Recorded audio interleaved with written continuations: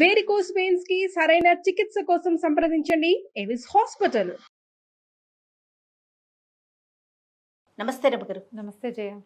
రమగారు, దేవుని ఫోటోలు, ప్రతిమలు కానీ ఫోటోలు కానీ, ముఖ్యంగా ఫోటోల గురించి మాట్లాడుకుందాం.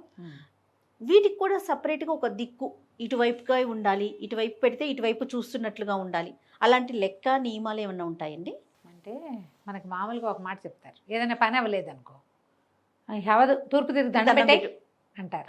దండం పెట్టే అంటే ఇంకా అవ్వదని కాదు, అయ్యేందుకు ఒక అవకాశం కనపడుతుందని. ఆగిపోయేది నెగిటివ్గా కాదా? ఇంకేముంది, తూర్పు తిరిగి దండం పెట్టడమే అంటాం. అది అవ్వకపోయినా పర్వాలేదు, నీకు ఒక ఏమంటారు, ఒక పోనీలే అన్న భావన వస్తుంది తూర్పు తిరిగి చూడడం వల్ల. రెండోది, అది మళ్ళీ ఓపెన్ అయ్యే అవకాశం వస్తుంది. రెండోది, తూర్పు తిరిగితే ఎవరుంటారు తూర్పున? సూర్య భగవానుడు. సూర్యుడి వైపు చూడాలి మనం. ఏ ప్రాబ్లం వచ్చినా తూర్పు తిరుగు, అంతే. తూర్పు తిరిగి దండం పెట్టు.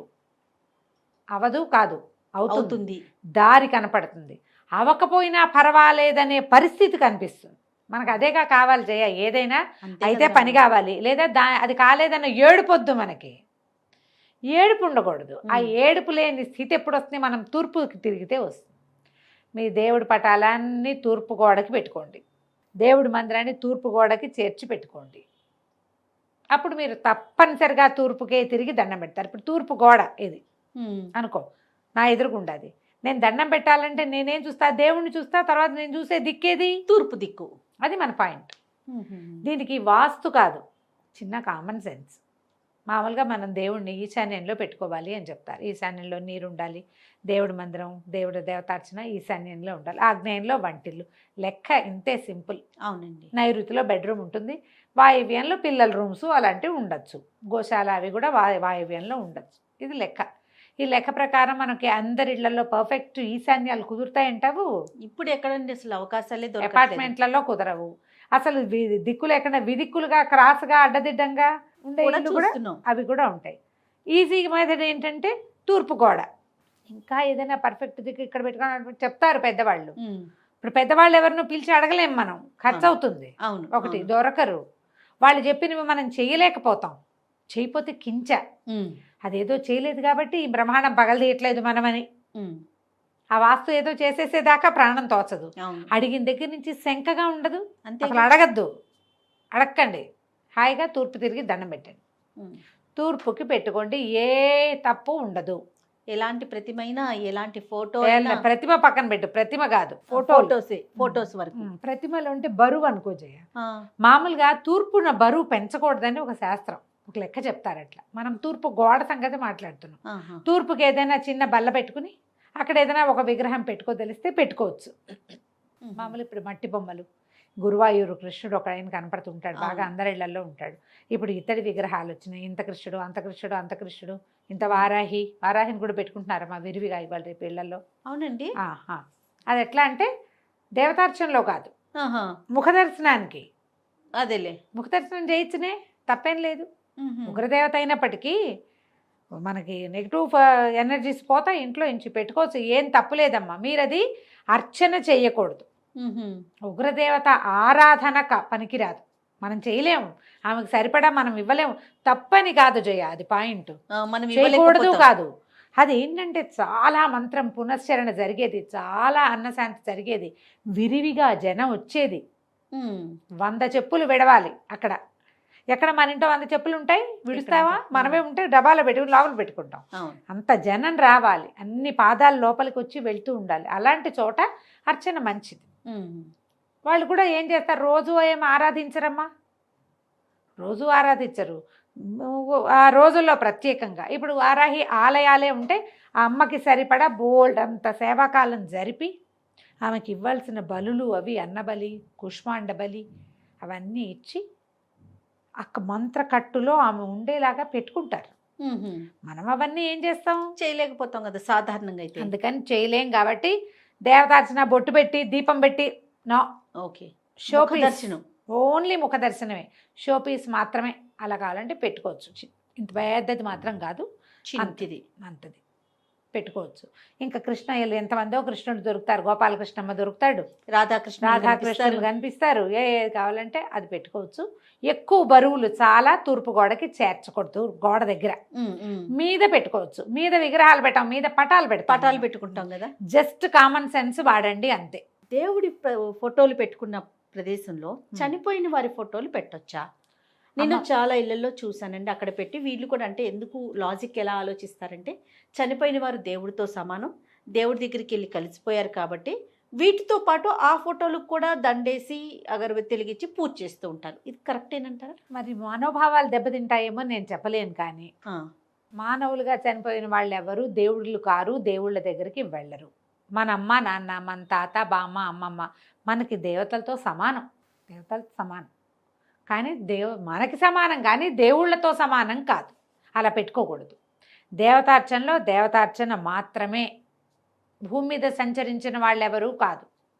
భూమి మీద సంచరించిన వాళ్ళలో మనకంటే ముందు కాలం వాళ్ళైన రాముడు కృష్ణుడు ఉండొచ్చు. వాళ్ళు దేవుళ్ళుగా ప్రూవ్ అయి ఉన్నారు.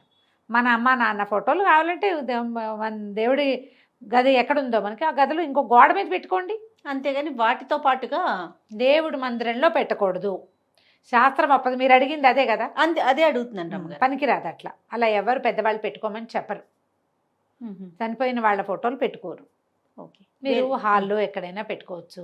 ఓ పువ్వులు దండేయచ్చు. అమ్మ ముందు ఫోటో పెట్టుకుంటే పూజ చేస్తేనే, పూజ అంటే ఏంటి దేవుడికి చూపించినట్టు పంచోపచారాలు చేస్తామా, షోడశోపచారాలు చేస్తామా? వీళ్ళకి ఏమి చెయ్యము. కానీ మనం అక్కడ పెట్టుకున్నప్పుడు అందరితో పాటు చేయి చూపిస్తాం కదా. అవును, అది పనికిరాదు.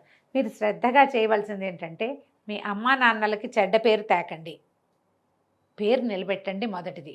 రెండోది ఈ సంక్రమణం అప్పుడు కానీ లేకపోతే మహాలయ పక్షాలప్పుడు కానీ వాళ్ళని తలుచుకుని వాళ్ళకి కాస్త నీరు వదిలిపెట్టే మార్గం, కాస్త స్వయంపాకం ఇవ్వటం, వాళ్ళ పేరుతోటి ఏదో ఒక క్రియ మీ గృహాచారాలని బట్టి చేసుకో. నేను చెప్పిందే చేయాలంటలా. మీ పద్ధతిలో ఏ ప్రకారం చేస్తారో జ్ఞాపకార్థాలు చేస్తారు కదా, జ్ఞాపకార్థం చేయండి. ఓకే, వాళ్ళ పేరుతోటి ఎవరికైనా ఓ 100 రూపాయలు ఇవ్వండి, ఓ పుస్తకం కొనిపెట్టండి, చదువుకునేందుకు అవకాశం ఇవ్వండి, ఓ పిల్ల పెళ్ళి అవుతుంటే ఓ 10,000 ఇవ్వండి, అక్కడ ఎక్కడైనా అన్నదానానికి ఇవ్వండి.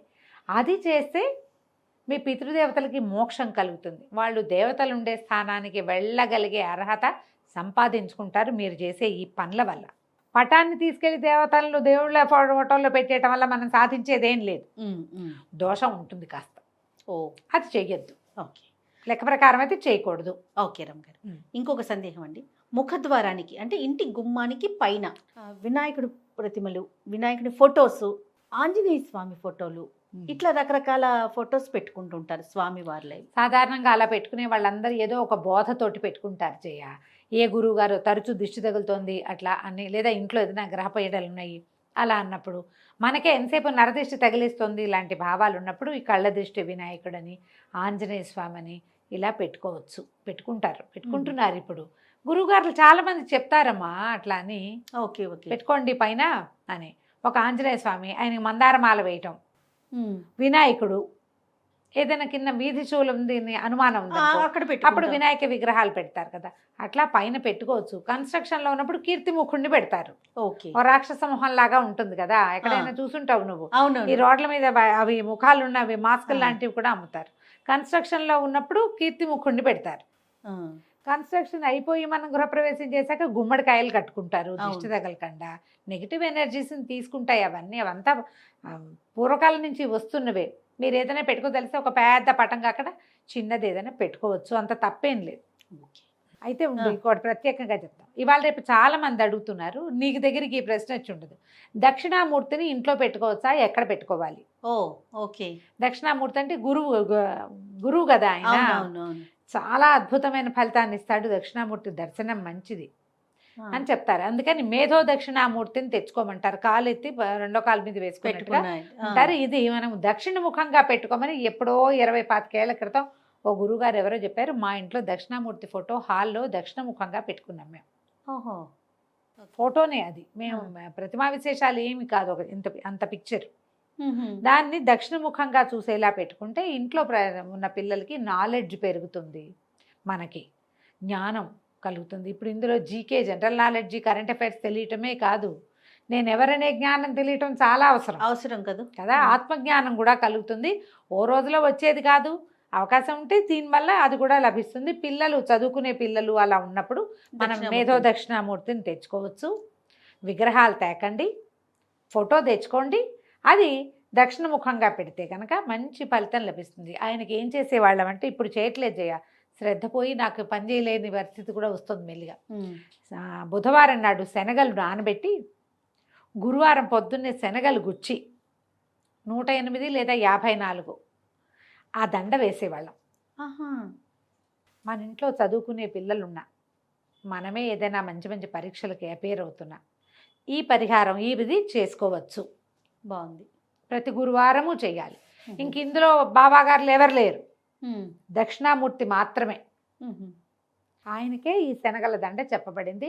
20-25 ఏళ్ల క్రితం ఒక తమిళియన్ ఆయనే చెప్పారు మాకు, గురువు గారు.